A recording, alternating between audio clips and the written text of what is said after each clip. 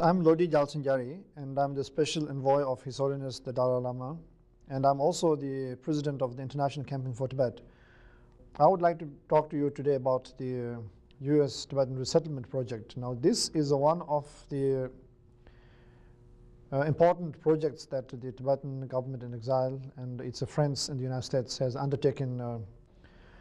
And the major credit for this project must go to my friend Mr. Ed Batna, who initiated the project, to make it happen. But the reason why this project is very important for us as the Tibetans on the whole is this is going to give us a tremendous possibility of reaching out to millions of Americans, because all of these Tibetans will become ambassadors in their own way to represent the cause of Tibet, the culture of Tibet, the civilization of Tibet, and also through them carry the message of the Tibetan people inside Tibet, their sufferings, their aspirations, to everyone who had helped us make this project possible, from the local committees to individuals to the members of Congress who made it possible to introduce the legislation, to everyone in this country. Let me express our gratitude on behalf of the Tibetan government and Tibetan people. In 1989, when Ed came with the idea of Tibetan-US resettlement project, many of our friends had some kind of mixed feeling. Many felt that the United States is a melting pot, and 1,000 Tibetans will eventually lose the Tibetan culture.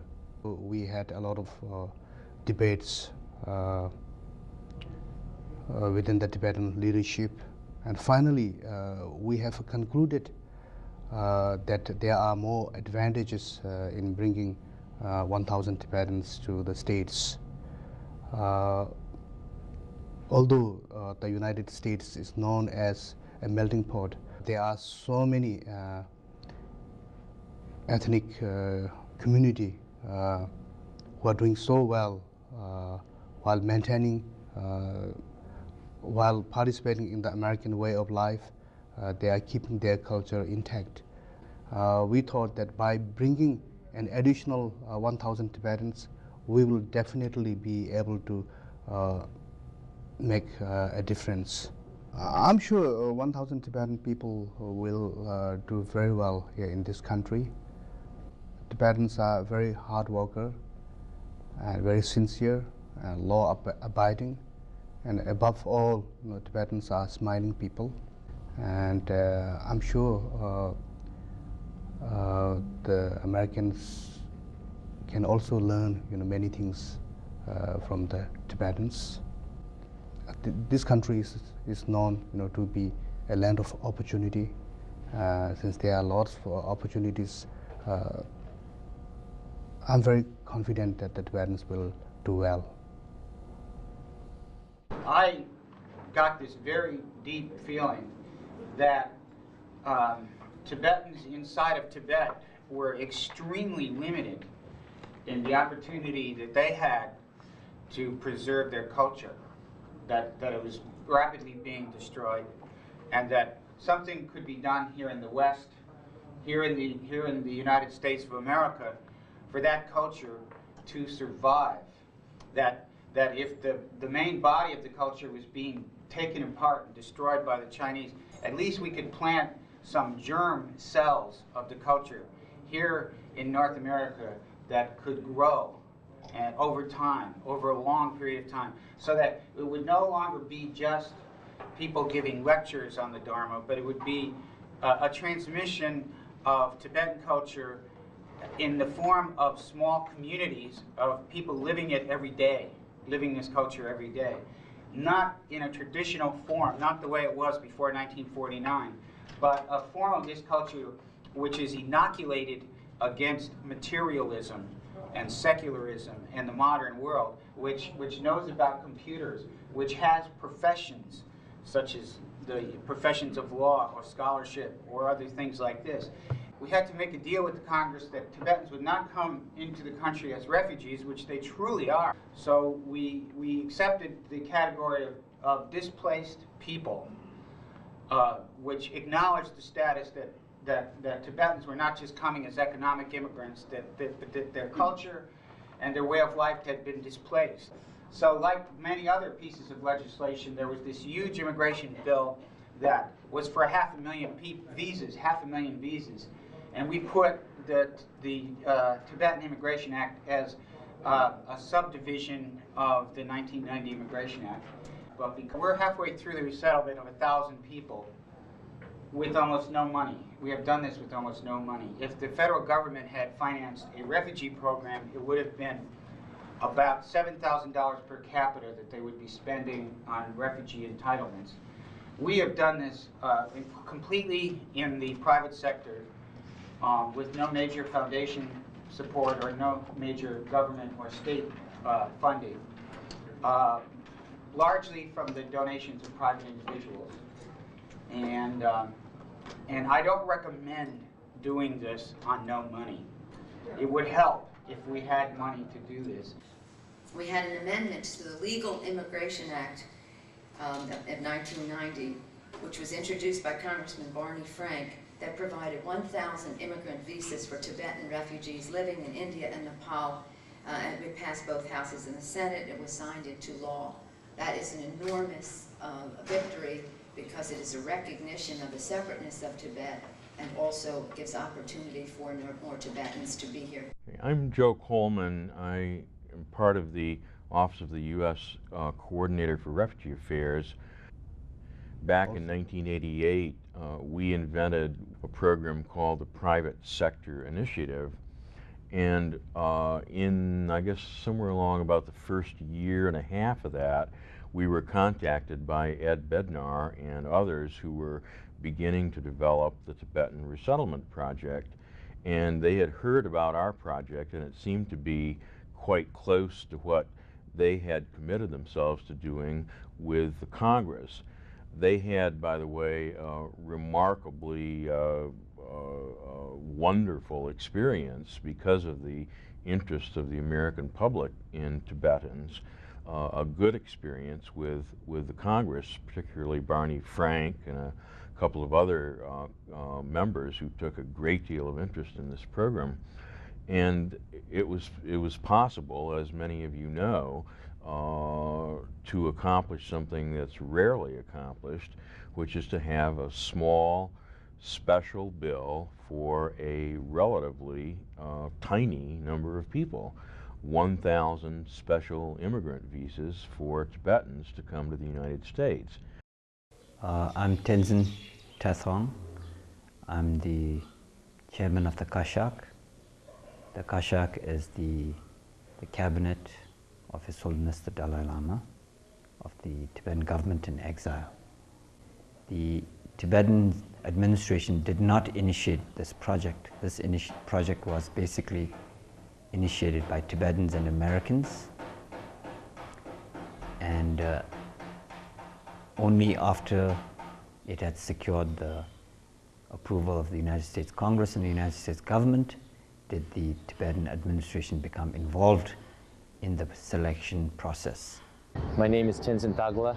I'm the National Project Coordinator for the TibetUS Resettlement Project based here in New York City. When the Immigration Act of 1990 was passed, Section 134 authorized 1,000 immigrant visas for 1,000 displaced Tibetans in India and Nepal.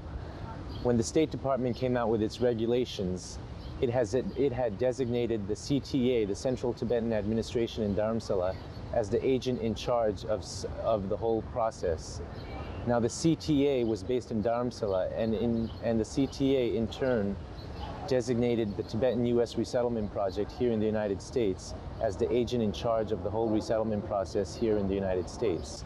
Since this project didn't involve any type of federal funding from the United States government, what we had to prove to the United States authorities was that all 1,000 Tibetans would come here and not become public charges. Now, in order to get the visas, what we had to do was we had to secure 1,000 notarized guaranteed job offers for all 1,000 Tibetans. Besides that, each Tibetan had to be matched up with a sponsor, a home, and a job. Surprisingly, some of the bigger cities, we had less jobs, whereas smaller cities, university towns, we had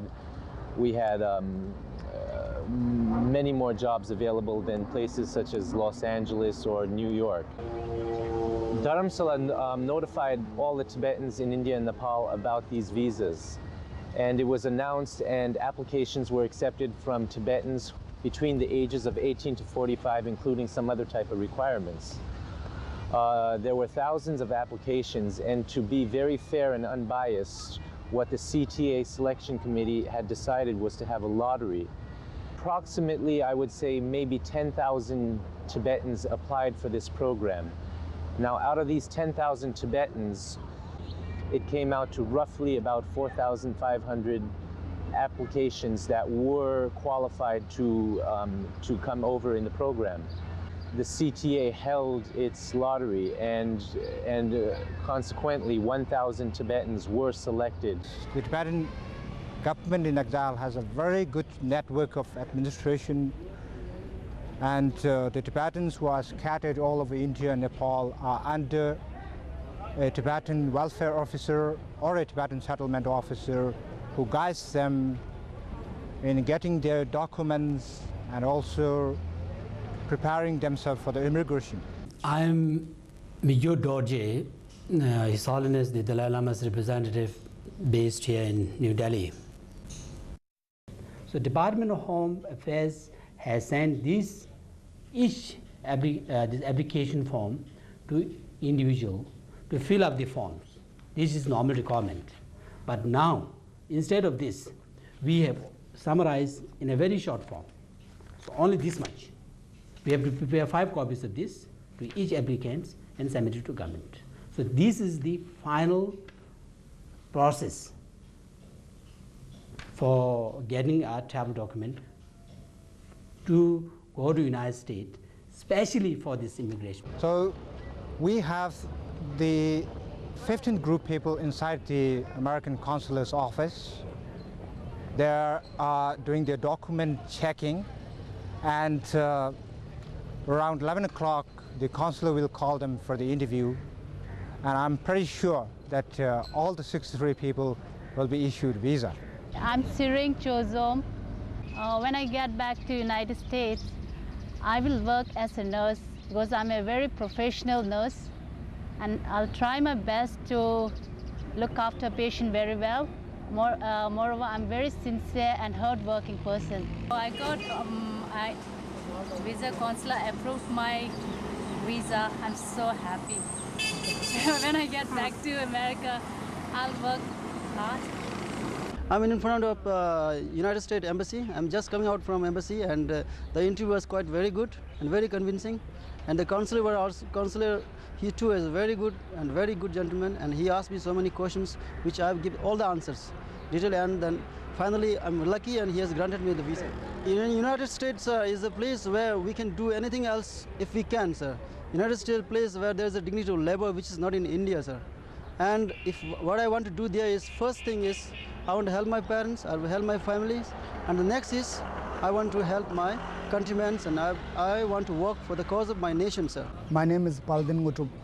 I am one of the lucky Tibetans who have been selected in this 1,000 Tibetans who are to be resettled in the United States. So when I go to the United States, what I personally feel is that on one hand I'll be able to earn to ensure the future of my children and my wife, plus United States is the richest and the country which plays the leading role in all the world affairs, global issues. So it is in this context I'll be having more better interactions with the people from all walks of life, people who matter, who can really do something for the issue of Tibet. And my job there is at the moment housekeeping and cleaning. The last 16 years I was a teacher here, and I have been teaching maths and science through all these years in the Tibetan schools. So when I got the letter from the sponsor saying that I have to work in a hotel as a housekeeping and cleaning, all that thing, that too $4.7 per hour like that. First of all, I thought it's something quite shocking. But then when I looked at the other side, because mine going there is not only for the monetary benefit, it is of course one of them, but the main thing is that we are Tibetans in India, the government of India, His Holiness Dalai Lama, everyone has been very kind to us. Like today I'm before you here to be able to express myself and about the issues of Tibet to other people. Whatever I am today is in the name of refugee. I got all the opportunities of studying everything by the grace of the Dalai Lama and in the name of the refugees. And now after this we'll be going to Dharamsala because we are expecting the Dalai Lama to reach Dharamsala on 21st by 11. So some of us are living today night, some of us will be living tomorrow night.